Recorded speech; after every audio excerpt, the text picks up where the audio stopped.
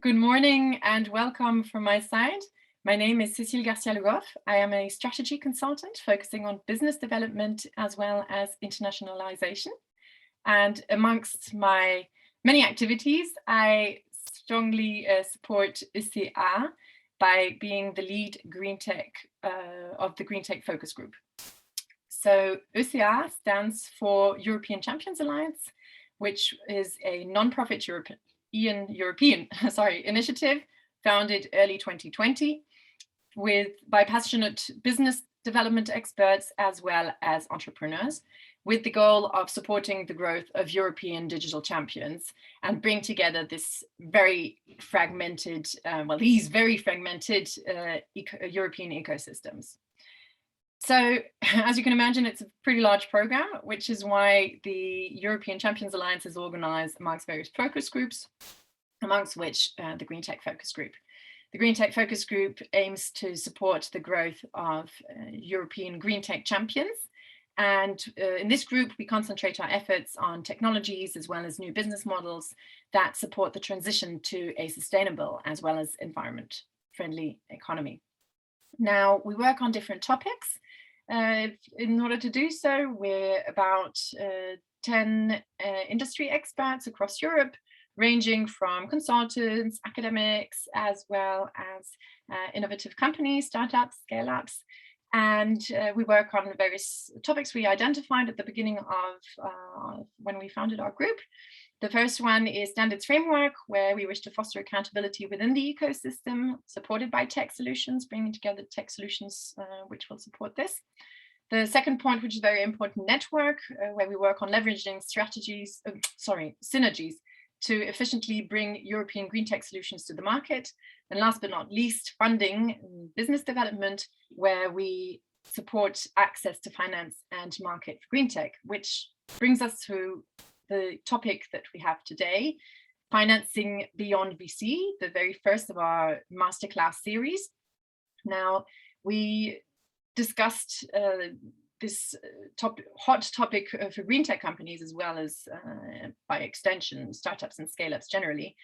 When growing, one of the crucial points is how to access finance as well as market. And what we also noticed that there's also a very difficult moment in education and transparency in all the solutions that there are out there, especially when one looks, maybe one knows a bit more about VC, but any other funding possibilities, it's not always very transparent, and especially within Europe and the different ecosystems. So this is going to be our topic today. Today we'd like to have a first deep dive in public funding, and more particularly European funding. To this effect, I have with me two amazing specialists, Dr. Johanna Braun. Johanna is a freelance innovation, venture and sustainability consultant, and she also happens to be on the investment committee of EIT Urban Mobility. Johanna, it's great to have you here today with us. Would you mind to share a bit more on yourself? Sure, yeah. So thanks for the invitation. As you've said, I run my own business for the last 3 years. One part is the early stage investments in urban mobility with the EIT. And then I do also quite a bit of coaching with startups that have a focus on sustainability. So this is the topic I'm most passionate about. And then obviously I also run advisory projects with foundations, corporates, public organizations. Again, for all of those that want to leverage innovation for the sustainability challenges we're looking at. So this is basically what I do. My background prior to running my own business is in corporate venturing and sustainability, where I was with Telefonica, a huge telco, for almost 10 years. So that's it. Any questions? I'm going to put my contact details in the chat later on. So everybody who's dialed in has any questions now or afterwards, feel free to reach out. Thank you very much, Johanna.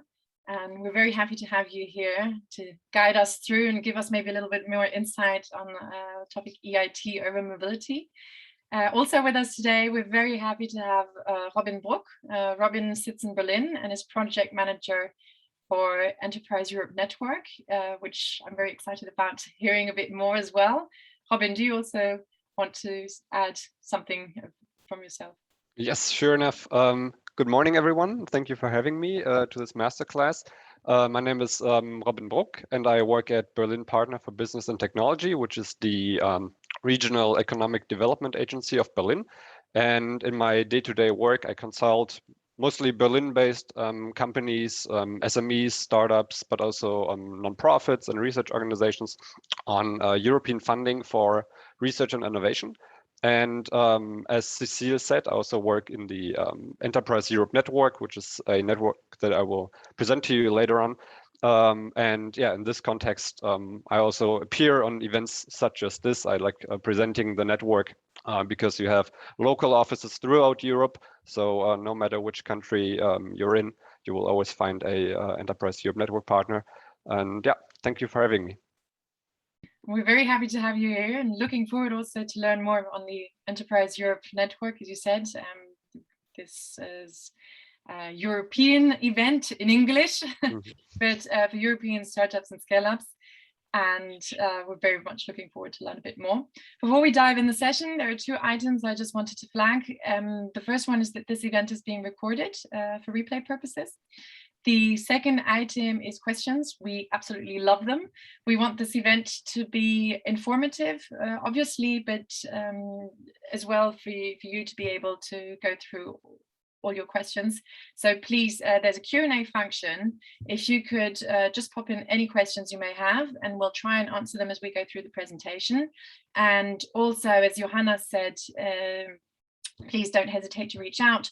We'll be sending afterwards the presentations you'll be hearing today, and of course, give our contact details, LinkedIn details. I think that's the most important, to also do our little bit on getting these fragmented ecosystems a bit more together. So without further ado, I will turn over to you, Johanna. So Johanna is also part of the Greentech focus group and initiated the series with me and some others of the focus group earlier on, because we did have the discussions around these difficulties that startups and scale-ups were facing with regard to, in particular to funding. And we had the impression from our discussions, from what we see from our clients, that a lot is being done right now with regard to venture capital. So, I mean, it's no wonder there has also been venture capital growth, especially in Europe over the past few years. And for sure, there's also much more available to know what venture capital is, how it functions, and also see the key players which are emerging. I think that's very fair to say. But also what one maybe tends to forget is that maybe VC doesn't suit all. So maybe, and this is why I turn over to you, Johanna, please, if you could tell us a bit more on why it makes sense to look at funding possibilities beyond VC, and especially, well, in which direction we could actually be looking. Yeah, sure, I'm happy to. And as you said, it's absolutely crucial to have VC money. So we all agree that they're an important player, and by all means. But also for me personally, before I share more information from general perspective, as I said, I have a corporate background myself, and when I was still with corporate and corporate venturing, I did not realize back then how much other possibilities with regard to EU funding, for example, were out there. So this is something I've learned myself over the last couple of years, and by now I'm really an ambassador, as I think it's an important source, can be an important source of funding. So I'm going to share my screen, and then so why would we? Why is financing beyond VC so important? As you can see here, this is State of European Tech Report published in 2020. So whenever I speak with startups, I mean, obviously, almost all of them are really, really eager to get VC money. But then what you also see here from the data is that only 30% of all startups will ever get it. And then if you look at the further breakdown of the numbers, then it's even less. So if you look at seed, which is obviously the most important first step to take, it will only be 11% who ever get money from a VC, which means 89% will never get it. And then obviously from out of the 11, then you have others continuing to Series A, B, and even less in Series C. So that just by means of overview. As you said, Cecile, I'm personally involved with the EIT, Urban Mobility. So for those who don't know it, the European Institute of Innovation and Technology is part of, it was built by the European Commission. It was built in 2008, so quite a while ago. It's the largest European innovation network with almost 3,000 partners. Again, for those who have never heard of it, it's really worthwhile checking it out. And I wanted to highlight two sources of funding within the EIT that are probably much less on the radar of startups looking for funding. And I'm going to start with the one that is probably least known, which is innovation projects. So what you see here, it's a real example. It was a proposal for an innovation project that I was reviewing as an expert. And what I wanted to highlight here for those who've never heard of this is that usually these innovation projects are obviously done by a consortium of partners. In this case, it was a super well-known university, a startup, and then two large industry players. The other interesting aspect is that in these innovation projects, usually they run for a year, a couple of years, is that there are milestones included and co-funded, which are really, really crucial for every business to do at the beginning.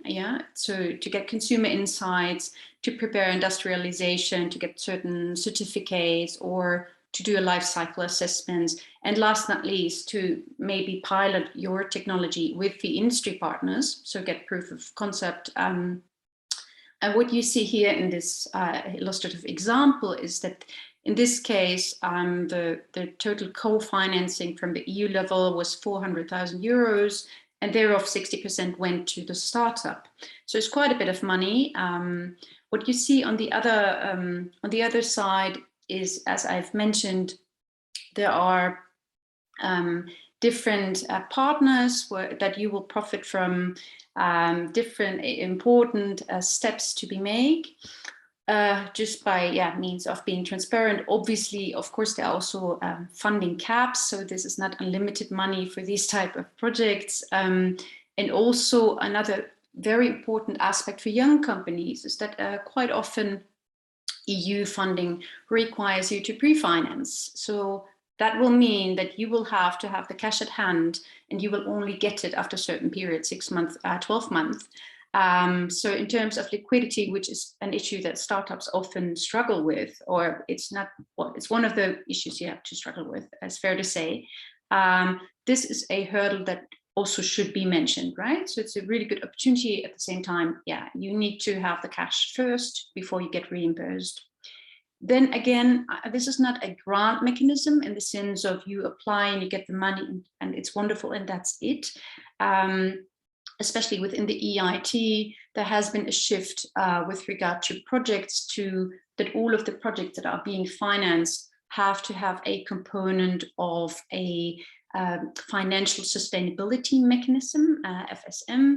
So that means whenever you apply for money, you will also have to show how you will give part of the funding that you received back in case the project is successful. So what I've mentioned here is revenue sharing, but there are also other mechanisms that could be included.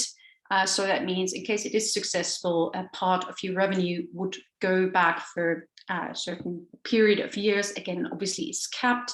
It's not unlimited percentage of your revenue that you would distribute back, but it's important to flag. Last but not least, obviously for some of the EIT communities that I've shown in the previous chart, you would have to join as a partner, so you could not apply just from the outside.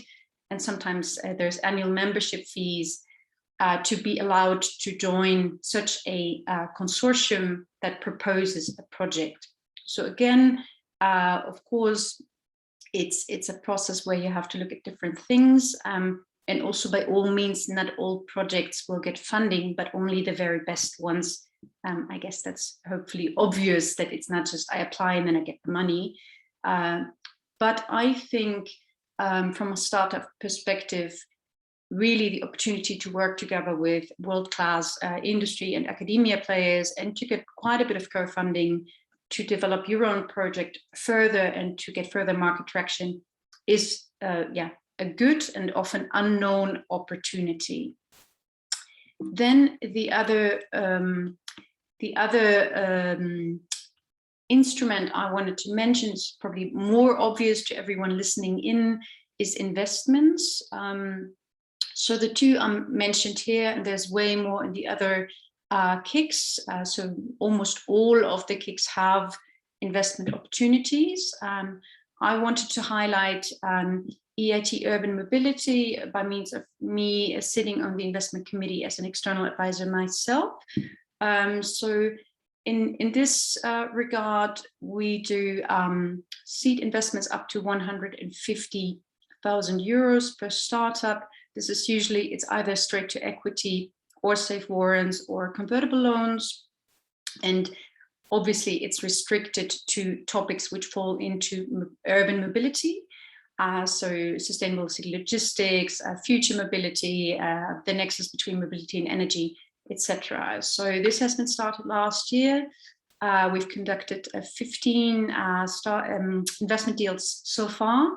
And the other aspect I wanted to highlight is that we have a strong focus on not only highly innovative and scalable businesses, that's what everyone is looking for, but the whole contribution to the Sustainable Development Goals.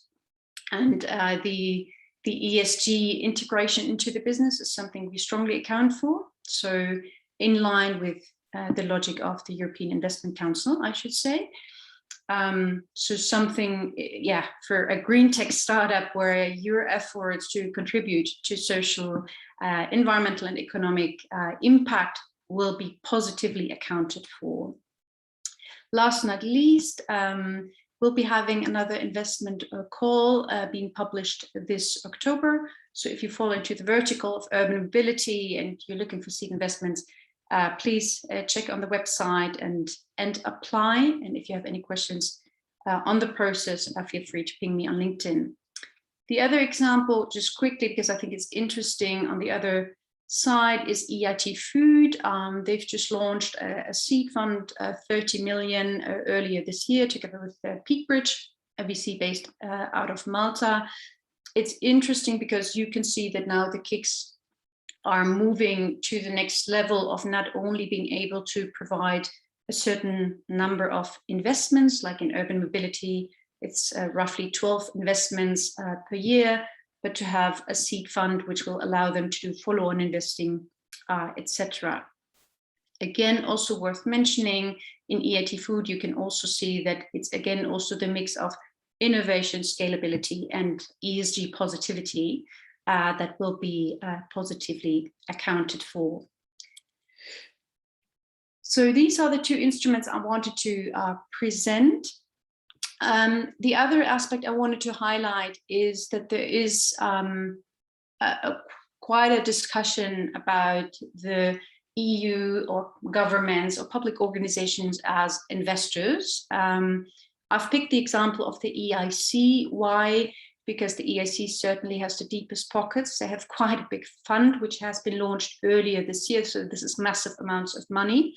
And I wanted you to be aware that very prominent figures like Michael Jackson and others from the ecosystem have really negatively commented on this. So what we see here is strong statements like you should not touch this instrument because it's going to kill your business.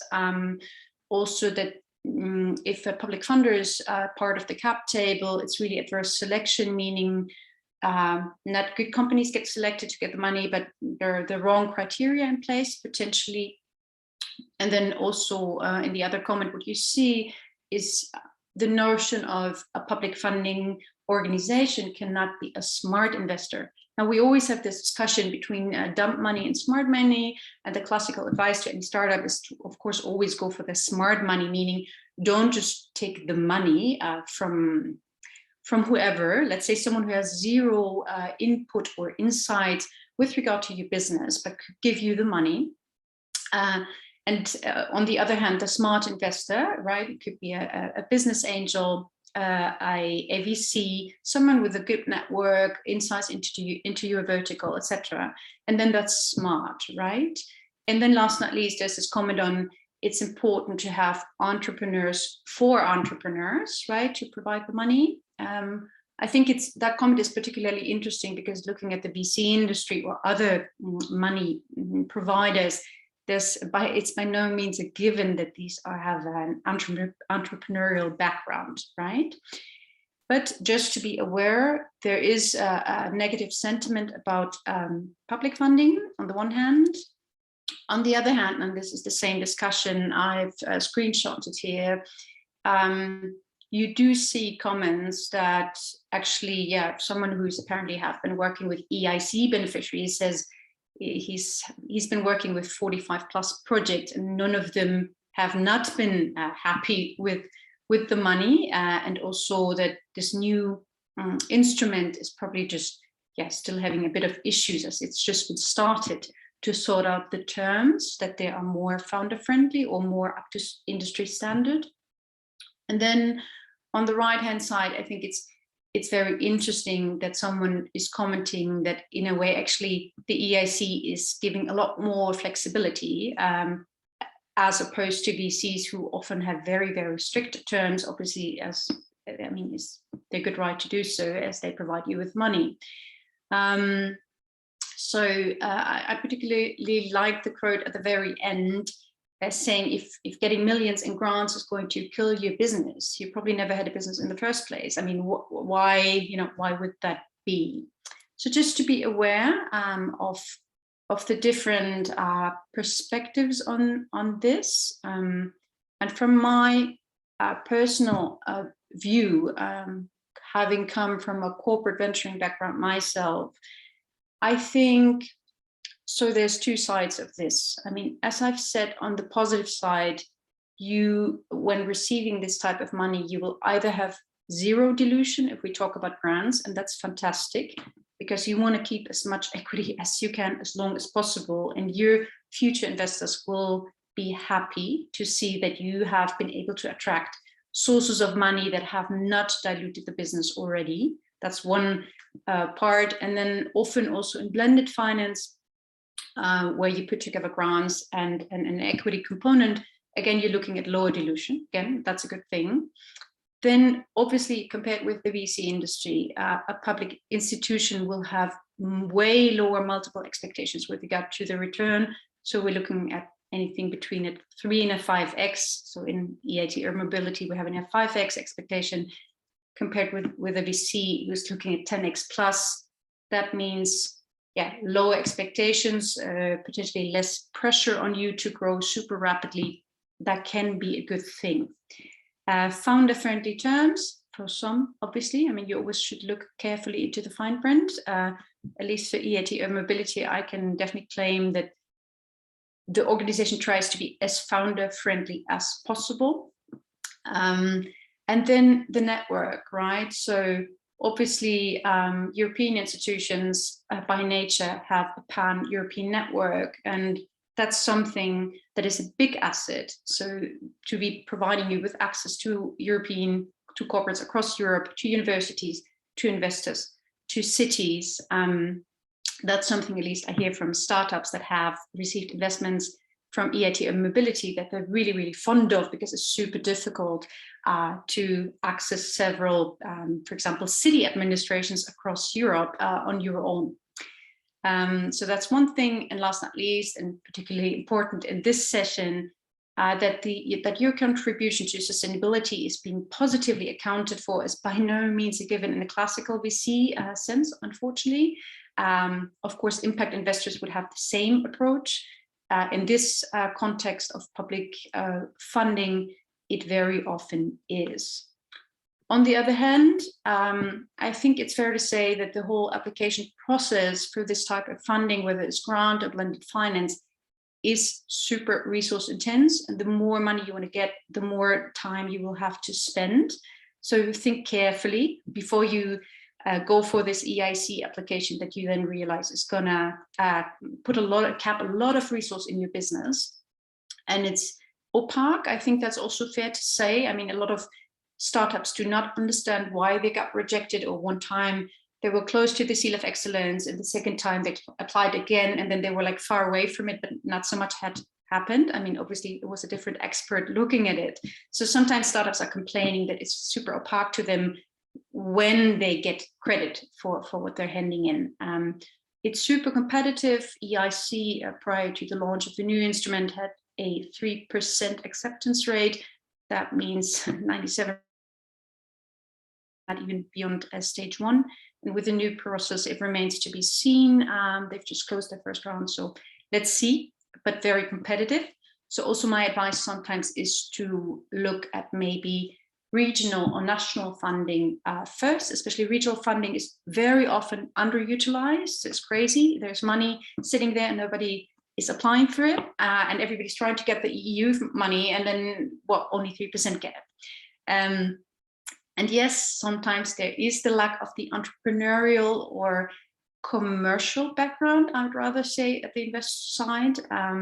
So yeah, look carefully, obviously, into the investment team or the funding team. Are these people that really can help your business? And last but not least, yes, it is sometimes a concern for private investors that you will need. So to close up, I mean, also most funding instruments are designed for you to crowd in private investment, because of course the EU will not fund all of it, and that's not the role of public organizations anyways. So yeah, it's a bit of a bit of a fine line to do that, and at the same time be able to find private investors who appreciate the EU partner that you have brought to the cap table. So that's it from my side. I'm happy to answer any questions later on or post this session. And handing over back to Cecile. Thank you so much, Johanna, for this wonderful insight. I think there's already a lot of questions that we have, and we'll have to keep them for later. But for now, I think you said a lot of very interesting things. And I think what stuck with me now also, when I see what Robin is about to speak about, is this think carefully before applying for money. And I think that's one of the crucial elements here. And that's why we are hosting these sessions. One thing is being aware of what instruments there are out there. I think that's the most important point. And it does take already a lot of time to understand all this. But then exactly as you're saying, your application or your pitch with a VC or whatever you will be doing, that will be costing you obviously time, resources. And in the end, you first maybe should do your homework when you're aware of all what's out there with, does this apply for me? Is this the right model for me as well?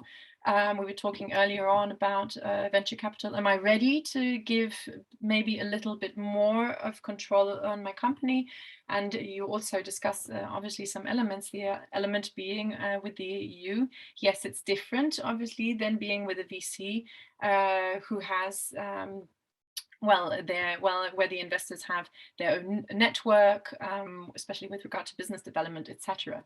And I think when I turn over to you, Robin, I think that's also one of the key elements that you were saying.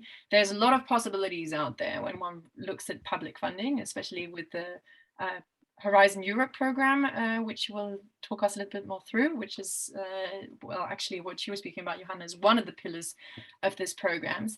And I think it's also important to understand how long is the application going to take, what is the process, because this is, as a next steps after being aware of what we do have, the next step that you should go through, understand the application, and is this going to be the right model for me?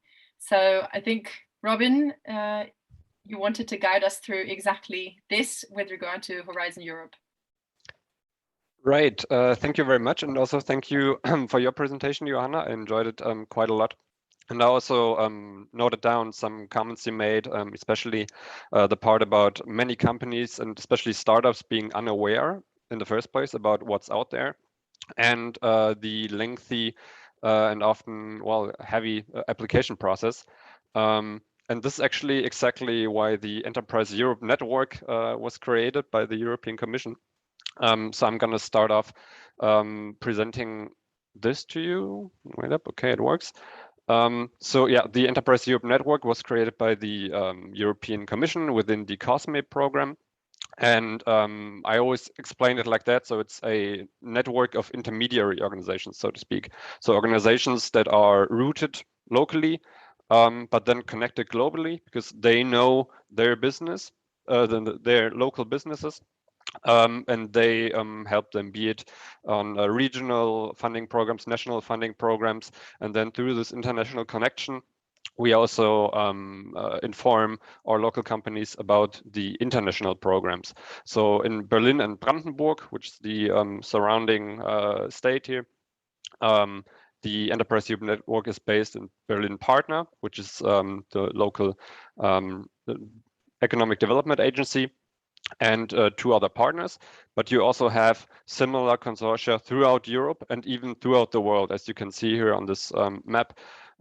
We even have offices in, say, Israel or South Korea and other places. Yeah, so no matter where you are, make sure to reach out to your local Enterprise Europe Network partner, because we have basically these three pillars of services. So the first one is the access to EU funding. So that's what Johanna was already talking about, identifying the right funding and financing opportunities, because the landscape is just so vast, and it's impossible to know all these programs by heart.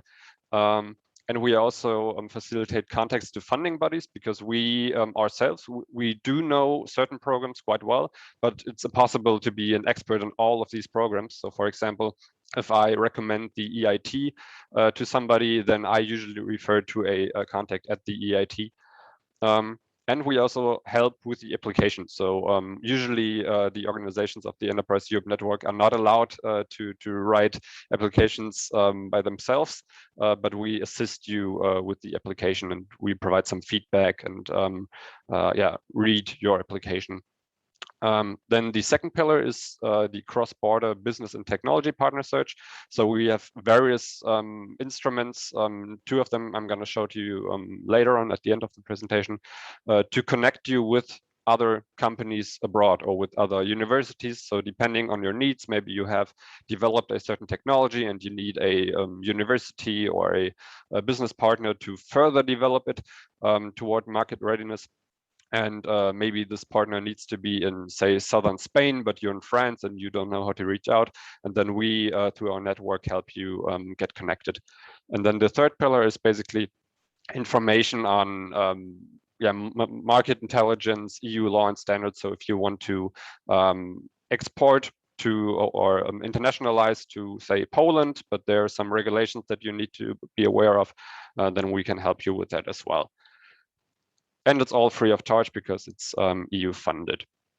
Having said that, I'm coming to the funding part, and usually what we do is we provide some key information before applying to funding, which are not always that known. So one example would be whether or not your company is autonomous.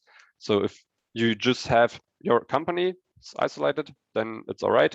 Or even if another company holds up to 25% of the shares, and you're still an autonomous company, Or that's what the asterisk down below shows. If, say, a venture capital company or a university or an institutional investor holds more shares, then you're still autonomous. However, if another company that's not listed down below holds above 25%, then you're not an autonomous company anymore.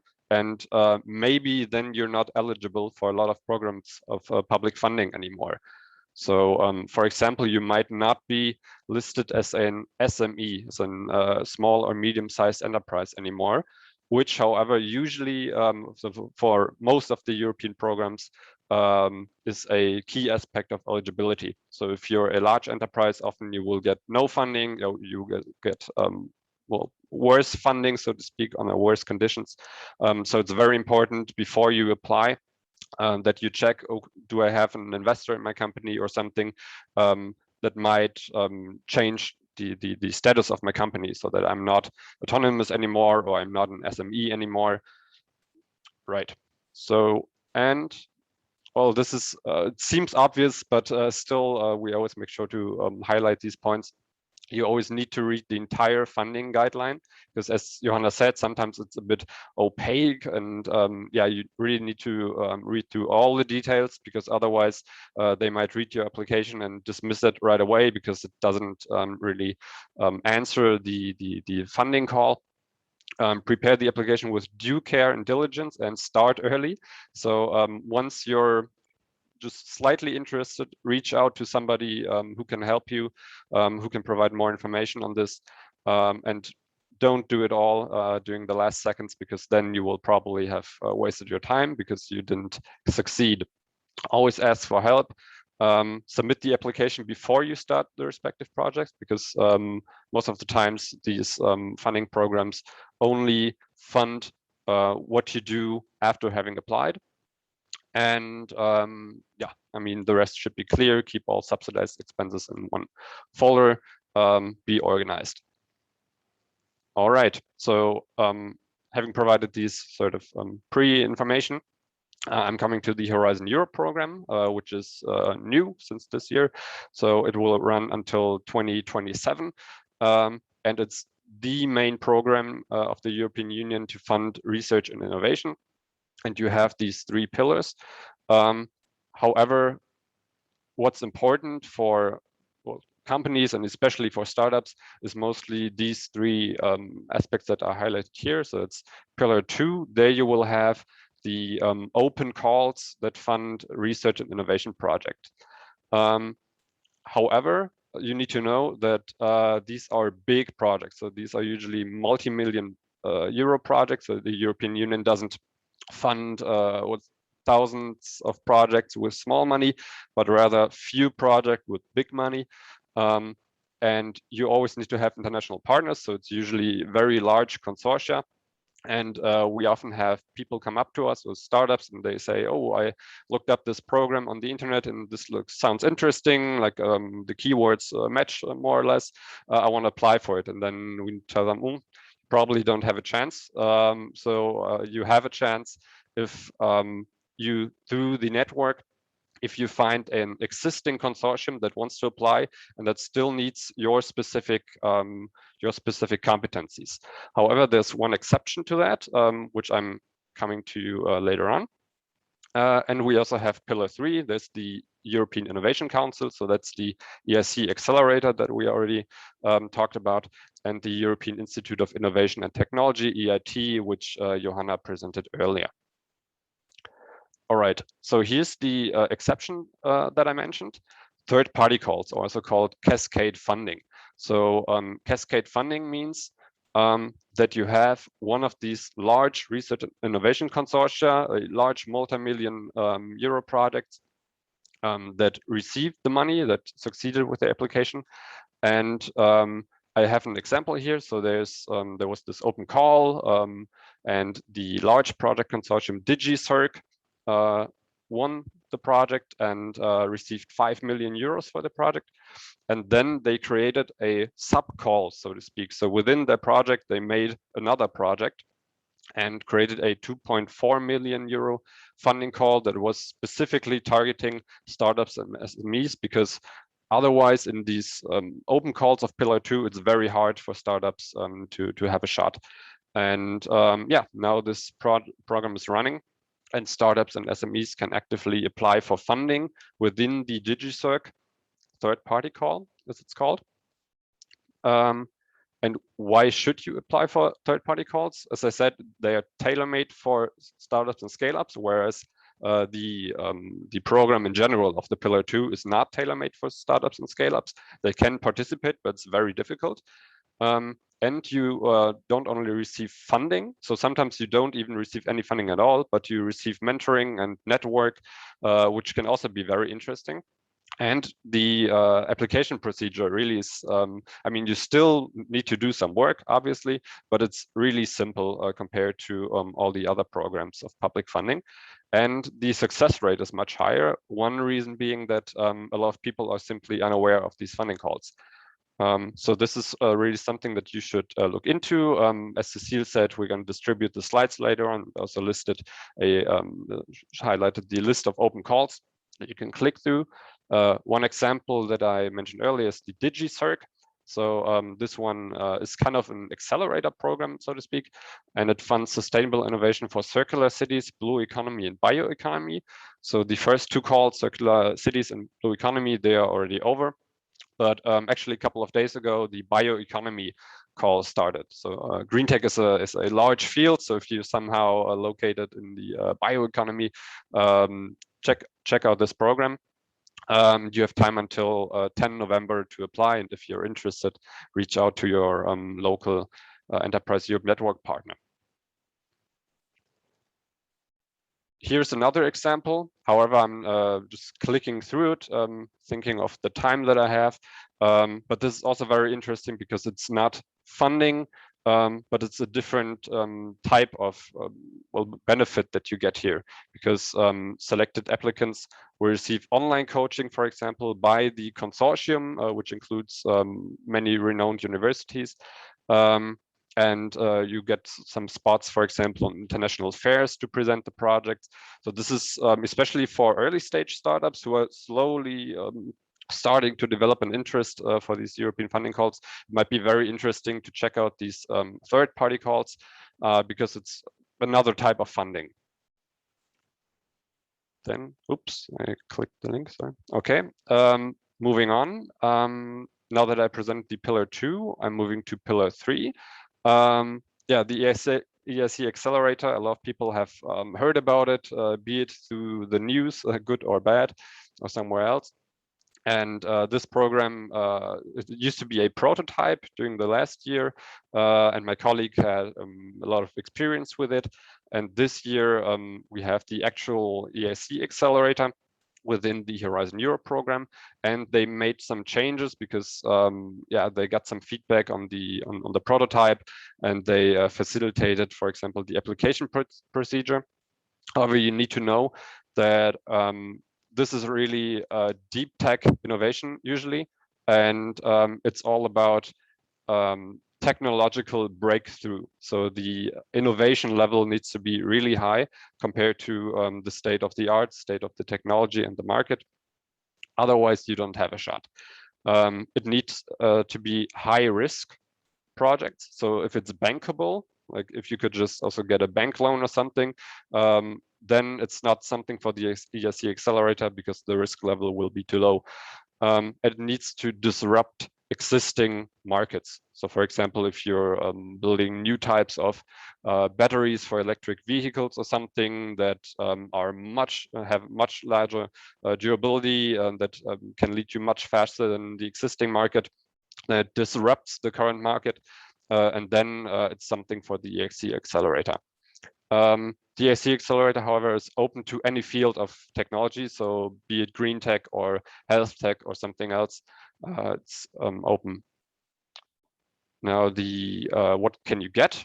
The activities cover technology readiness level 5 to 6 to 8. So this is already very close to the market, and this is not like basic research or anything. There's a grant component of up to 2.5 million euros, which is a lot. And the funding rate of 70% of eligible costs also is very attractive, which is why a lot of people are interested, a lot of startups are interested in this program. And next to that, next to the grant, you can also apply for an investment component, which Johanna already mentioned.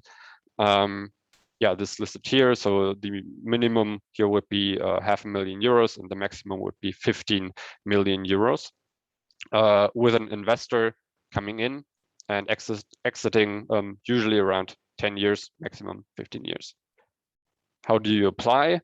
As I said, they changed the application process a bit. So now you have 3 steps. They made it so that they can filter out those applications who are simply not eligible, and well, to also facilitate the process for startups, because as Johanna mentioned, most simply don't have the resources to write these lengthy applications of 30, 40, 50 pages. So this is much more startup friendly now. And the first step is a short application. So it's just a small 5-page form with basic information and a pitch deck and a video pitch. And well, the pitch deck doesn't have too many requirements in terms of the format. It needs to be 10 slides, so not too long. However, you can also put quite a lot of information in there because you want to convince the commission to fund your project. And so yeah, it may include some more content. However, some typical mistakes that we notice, especially yeah, now with the first batch, that often it's too technical and it doesn't really go into the business model, because what you need to know is that the ESC Accelerator, this is actually about funding a business, scaling up a business. So if you're like in the seed stage or something, you're still developing, working on technology, really early level, then this is not something for you. This is for scale up of business. And yeah, this is why also the entire application you need to, as the step 2 shows, you need to have a full business plan, set of milestones. What's also important for the video pitch. So sorry, going again to step 1. So in the video pitch, you need to do a short presentation of your team. But what's really important there is that they really want to know, okay, who is the team behind this innovation, behind the company. And often then it's also too much of a technical focus. So they see, okay, there are like 3, 4, 5 engineers, but where's the marketing expertise, or where's the business development expertise? And then you also need to highlight how you're gonna, so in case you don't have the staff for that, how are you gonna compensate this lack of expertise, right? So yeah, it's very important to have this marketing and business development expertise in here as well. Okay, yeah, that's about the EIC for now. I'm also skipping fast to the EIT, I think, because Johanna gave a pretty good presentation of that already. One example here would be also the next to ones that Johanna mentioned, the EIT Climate Kick Climb Accelerator. So here again, you have 3 stages, and it's all about they want to help you develop a business model, attract first customers, and then become ready for an investor. And you also get some funding, as it's mentioned here, like up to 5K in stage 1 or up to 20K in stage 2. But also the entire EIT, I often have the feeling, is not too well known. So I always recommend checking out the EIT as well, because they have really interesting programs, no matter which sector you're in, as Johanna showed earlier, the slide of the urban mobility, food, energy. So almost all areas of innovation are somehow covered here. Now, I'm keeping this really short because don't have the time for that, but just so that you have heard about it, and if you're interested, you can click on it in the slides. So there are some more green tech funding programs that you might want to keep in mind. One really interesting program is the Eurostars program, which actually just got relaunched. However, I was on vacation, so I missed out on the presentation. And the LIFE program, which also funds only nature, biodiversity, climate action projects such as that.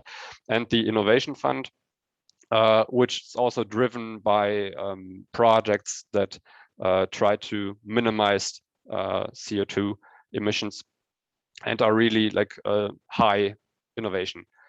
If you're interested in any of these programs, reach out to me or to your local EEN advisor, and we'll be glad to provide you with more information.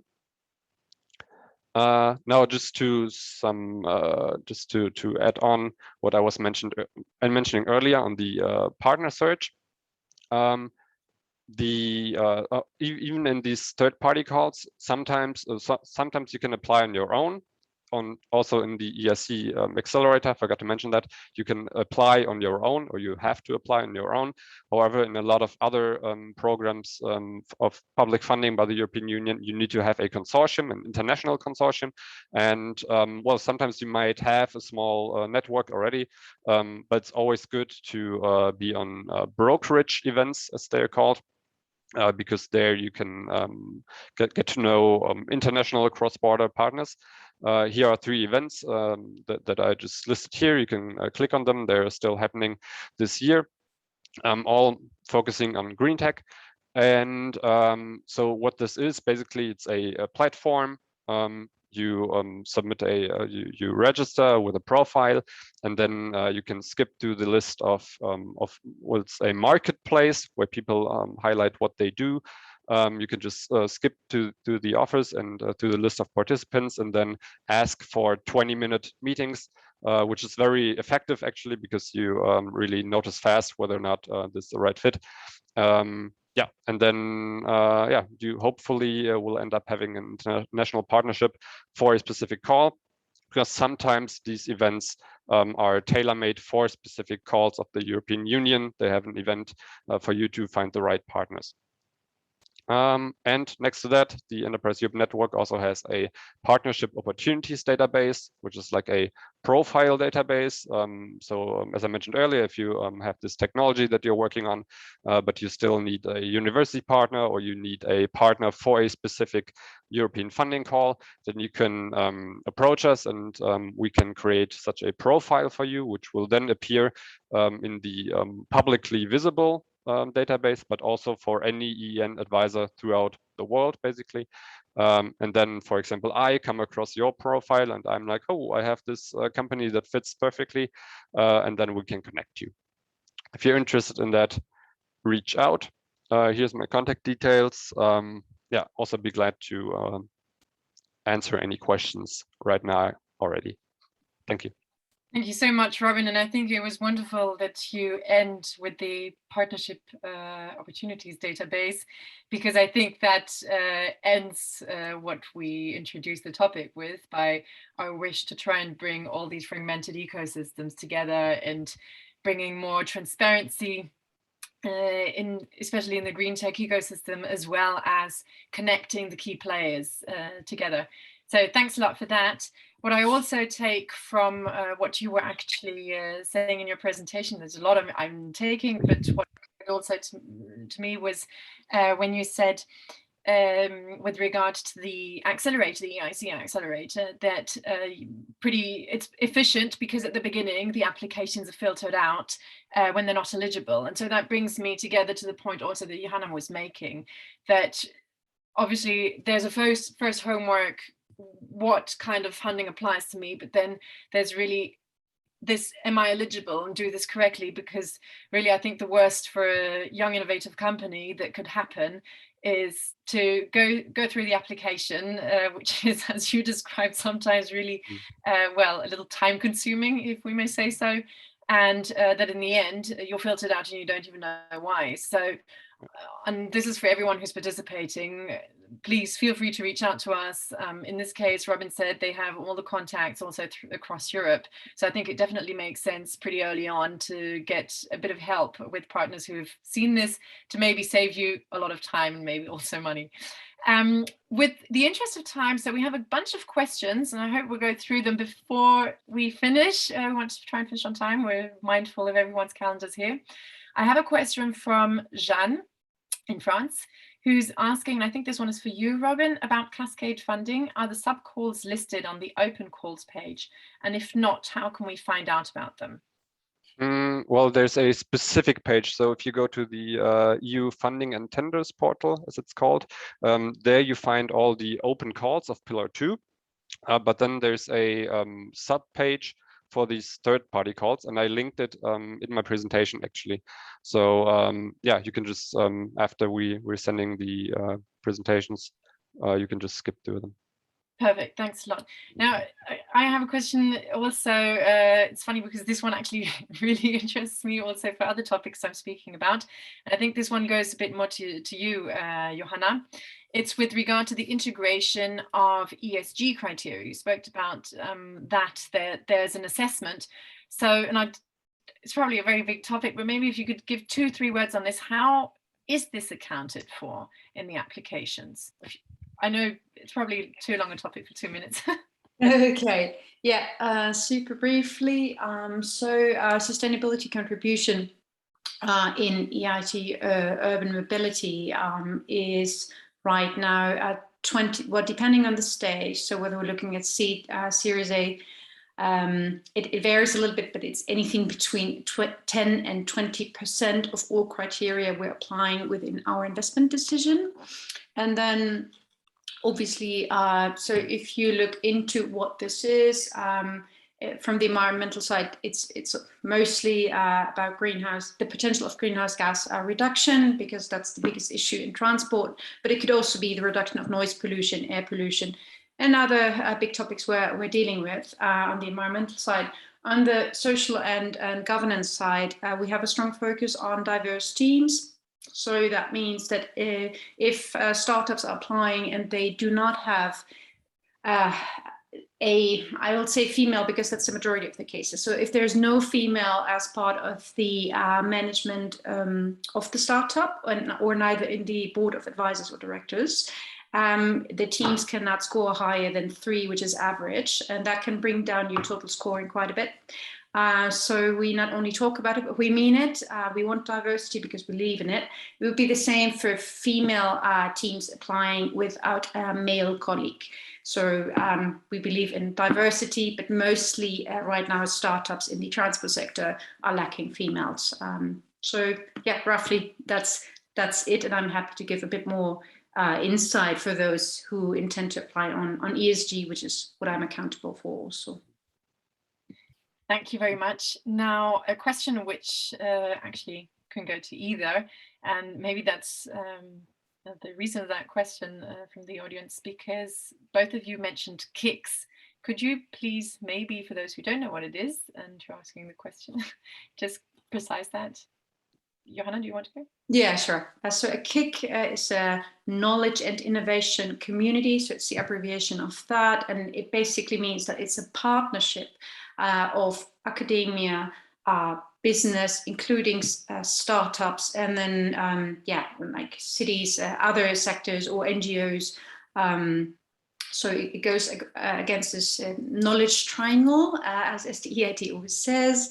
And I think that's the beauty of it. That it's not just business or just academia, but it's really that bridge between the different aspects of society, and that brings value, I would say.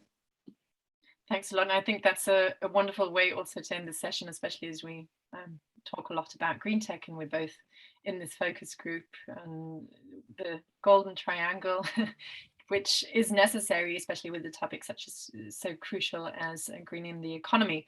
Now, I want to finish on time. I want to thank you all for joining us. Thank you, Johanna and Robin, for your amazing insights. We will be sending the presentations as discussed, and please keep in touch with us. You have our names. You can contact on LinkedIn. We're very happy to keep the dialogue up. Thank you very much, everybody. Bye-bye.